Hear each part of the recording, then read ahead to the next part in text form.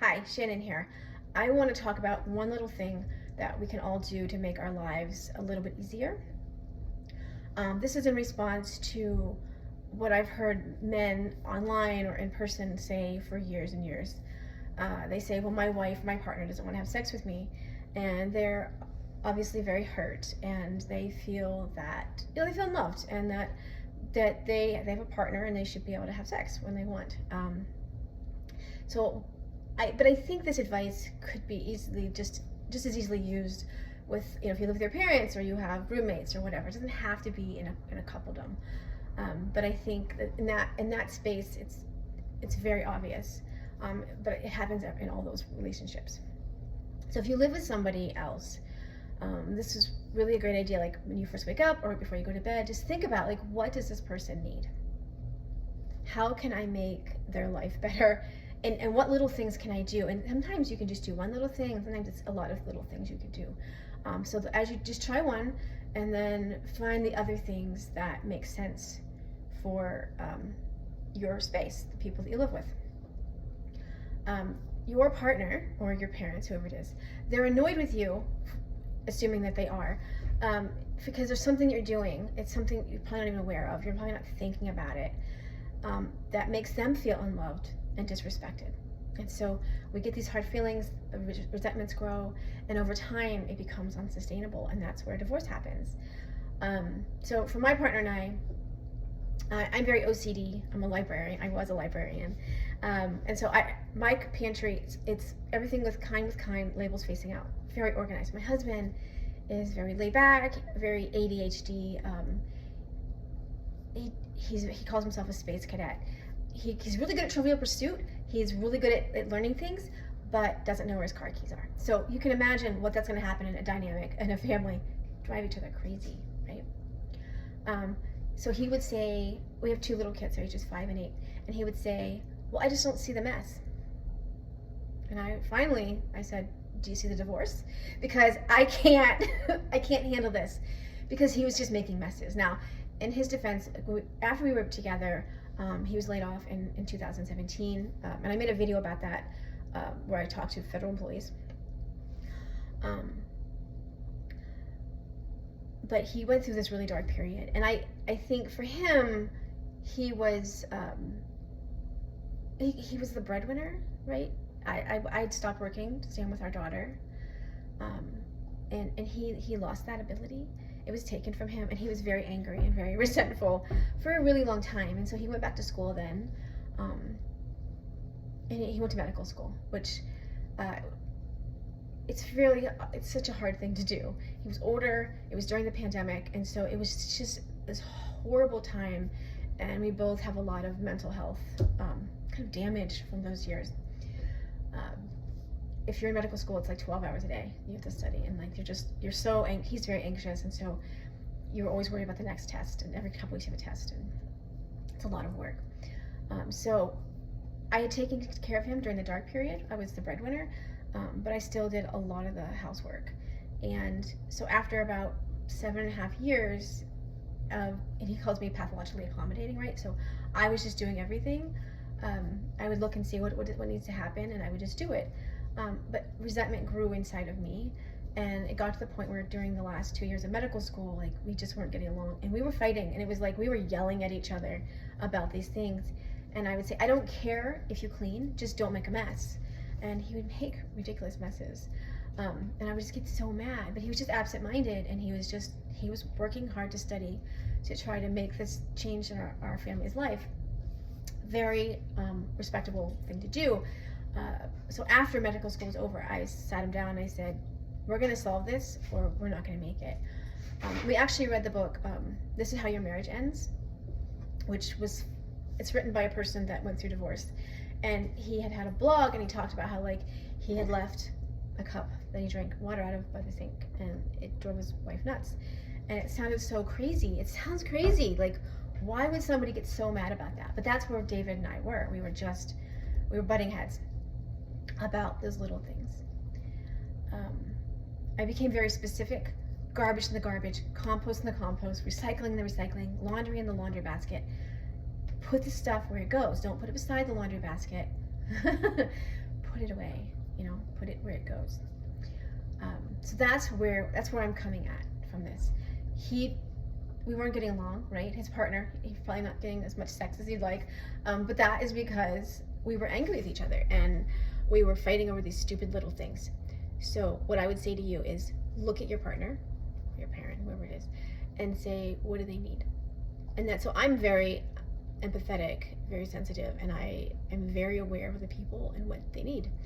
And so if I'm like, oh, he's out of this particular thing, or oh, his scrubs are all dirty, I just wash them, right? He's at work and I'm not working. I felt like I was holding up the sky because I was the breadwinner. I was working all the time, and I was working well over 40 hours. I just didn't ever stop working. We had 2 little kids, and like everybody was sick, and it was the pandemic. It was a horrible time. And so at some point I just said, I can't work. I can't hold the sky up and do everything.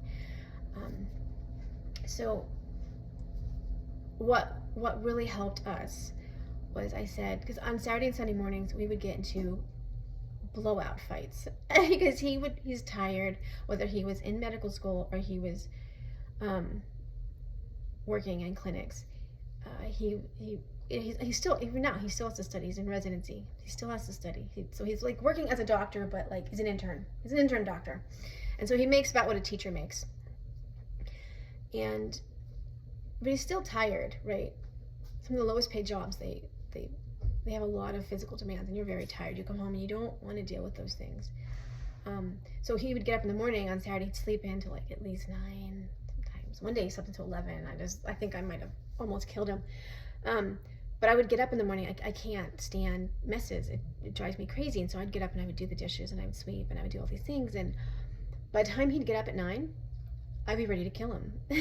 So I'd be so angry. I'm like, you're sleeping in, and I get up with the kids at 6, and I'm with them for hours, and I clean the house, and I'm tired because I was tired too. And if you have a partner that is staying home with your kids, understand. I would suggest if you could just have her go away on a Saturday or Sunday, whatever day you're off, and just spend the whole day with the kids and see how it is, because you're going to be exhausted at the end of the day, and people think, oh, well, they're just home with kids. How hard is that? It is the most exhausting job. I ran my family's dairy farm. I've been a housekeeper. I've been a teacher, a librarian. I've done all these different jobs. The hardest job was taking care of kids. So don't think that if she's home or he's home that he's not doing anything. So this is how we worked it out. And we don't always get along. We're getting along much better now. So this is my advice. Think about what she needs or he needs, right? And I said to him, because he stays up sometimes. Now he's not in school. He's in residency. So he still has to study, and he stays up sometimes till like 2 a.m. I said, while you're staying up, some of that is studying time. Sometimes it's notes and things, but sometimes he's just playing his guitar. And I said, wash the dishes. If you want me to not be angry in the morning, on Saturday morning, then wash the dishes before you go to bed. My grandmother told me how when she got married, they had 5 kids, and she talked to her mother, and her mother said it takes 7 minutes to wash a load of dishes. 7 minutes. So, because my grandmother was overwhelmed with 5 kids, as you can imagine, because they didn't have birth control back in the 40s, 50s. And so she just had 5 kids, one after the other, and she was overwhelmed. And so that's where I'm at. So I'm literally standing at my kitchen sink. So I'm going to show you, like, this is what I do. Now, some people, my aunt used to fill up the side sink with cold water, and she'd rinse things. Some people, they don't rinse. They just use a towel, and they wipe off the soap, and they just dry it. That's not how I do it. I use it's not very water efficient. I rinse them. So, but I will say, do it how you want. Put your silverware in the sink first, because they'll soak, and they're always grody. This cup is not very dirty. Put it in next. Put those things in that are not very dirty next. My husband will put the pan in first. If you put the pan in first, it ruins your soapy water. So you wash those dishes, and you put the next amount of dishes in, and you end with your pots and pans. And this is something that he wasn't taught. So again, in my family, men were not taught to do housework. And even like my female cousins, they're in their 30s now, so they're all grown up. But when they were teenagers, I realized they didn't know how to run a washing machine. I don't know if you can hear the running of my washing machine in the next room. It just seems really loud to me. They didn't know how to do that. nobody taught them. And so I had to tell my husband, like, you see right here, this here is like the dirtiest spot in your house. When you wash the dishes, part of that is wiping down that part. It's wiping down your counters, it's wiping down your stove, because the stove is gonna get so dirty. And so if your wife is like, I don't want to have sex with you, jerk, you know, that's what I'm suggesting that you do. Like, find those things that drive her crazy and just fix them. My husband knows I don't like to clean toilets. So after medical school was over, that was his thing. Now, could he clean it more frequently? Yes. I had to teach him also, like, when you clean the toilet, you have to wipe on the outside. Because we have a little boy, and he was 4, I think, and he still wasn't very well potty trained. But he still, to this day, he's 5 years old, he still pees on the seat, and he pees everywhere. It's all over the toilet. Like, you have to wipe off the outside of this toilet because it's disgusting. So that's my advice to you. Find those places that you know they would like you to do that. For my husband, he would really like me to greet him at the door, and I say, I'm not June Cleaver. I can't. Because he comes home during dinner, and I'm with the kids, and they're adorable, but they're so annoying. We should all admit that more, that kids, even though they're adorable, they're the most annoying people on the planet, and I want to kill them most of the time. But when he gets home, the kids are being annoying. I'm listening to the news, which maybe doesn't help me, but I'm covering my head up, my ears up, so I don't have to hear how loud they are. And they're maybe just playful, not loud noise. And I'm making dinner, and I always make these involved dinners, and there's like 2 or 3 pans going. And so he comes home, and he's like, he really wants somebody to greet him and be excited to see him after he comes home. And that's hard for me. So I said to him, go see the kids first, and then give me a second. Or better yet, message me on your way home so I know you're going to be there at a certain time. Like, I can gauge when dinner should be ready. So because I try to hold it off for him, so that he can have time with the kids and have dinner with them. But he comes home, 6 or so. So it's not always possible to have dinner with him. Like, I asked him, let me know. Those are the little things. Like, literally messaging your partner when you're going to do something and keeping them in the loop of that, it's going to smooth things over so much. If you see there's dirty dishes, I will wash the dishes. That's what I do. When I make dinner at night, I will fill the sink up, I wash the dishes, and then I'll fill it up with soapy water. And then I will wash them as I make dinner. And it, when something's cooking, you don't have to be right on top of it the whole time. You're going to have time to do that. So that's how I do it. And I try not to leave a big mess. But we'll wash the dishes after dinner, and then there's still dishes in the morning. So it's a really easy thing for him to do to make me not so angry. And we get along better. And so that's the little things, like I greet him at the door. It's really hard for me. Like, 'cause I'm angry at that time probably. But I do my best, and he does his best. And that's what I'm saying. Find those little things and do them for each other, because I think we're in for a long, rough road. So take care of yourself, take care of the people you love. That way you're not getting divorced. And for parents, if you're listening to this, there's a book called Hunt, Gather, Parent. Great read about how we can train our kids to not grow up and be the jerk in their family. It's all about how families can teach their kids how to do things and how we should make the kids be involved.